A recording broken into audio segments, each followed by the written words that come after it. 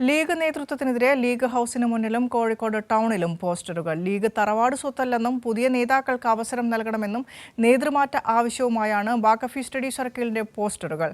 മുനമ്പം വഖഫ് ഭൂമിയല്ലെന്ന് പറയാൻ വി.ഡി. സതീശനെ അയച്ച ലീഗ് നേതാവിനെ മാറ്റണമെന്നും പോസ്റ്ററിൽ ആവശ്യം.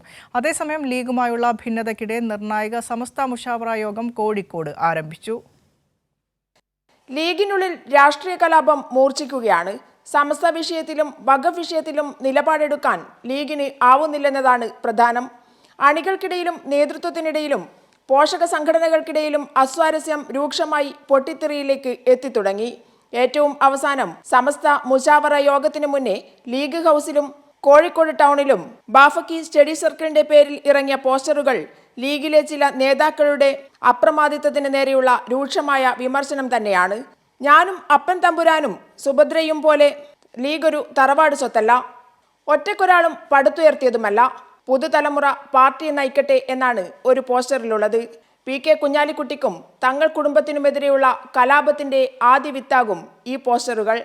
വഖഫ് വിഷയത്തിൽ കാരാതൊട്ടെ മുതലാളിയുടെ കുതന്ത്രങ്ങൾ സമസ്ത മുഷാവറ തിരിച്ചറിയുക എന്നാണ് മറ്റൊരു പോസ്റ്റർ. മുനമ്പം വഖഫ് ഭൂമി തന്നെ എന്നതും പോസ്റ്ററിലുണ്ട്. മുനമ്പം വഖഫ് ഭൂമിയെക്കുറിച്ച് വഖഫ് ഭൂമിയല്ലെന്ന് പറയാൻ വി.ഡി. സതീശനെ നിയോഗിച്ച നേതാവിനെതിരെയും രൂക്ഷ വിമർശനമാണ് പോസ്റ്ററിലുള്ളത്. ദേശീയ തലത്തിലെ യൂണിവേഴ്സിറ്റികളിലെ MSF കൂട്ടായ്മയായ വാക്കഫി സ്റ്റഡി സെന്റർ പുതിയ തലമുറയുടെ ലീഗ് നേതൃത്വത്തിനെതിരെയുള്ള രൂക്ഷമായ വിമർശനവുമായാണ് രംഗത്തെത്തിയിട്ടുള്ളത്. സമസ്ത വിഷയത്തിലായാലും വഖഫ് വിഷയത്തിലായാലും ലീഗിനിത് പ്രതിസന്ധിയുടെ കാലഘട്ടമാണ്. വിലക്കുകളുടെ വാറോലകൾ കൊണ്ട് ആദർശശാലികളുടെ വായ് മൂടിക്കെട്ടാമെന്ന് വ്യാമോഹിക്കേണ്ട എന്നുള്ള മുന്നറിയിപ്പ് കൂടി ലീഗിന് ലഭിച്ചിരിക്കുന്നു. കോഴിക്കോട് നിന്നും ക്യാമറാമാൻ ഫിറോസ് കൂട്ടാലിയുടെക്കൊപ്പം PV ജോഷില.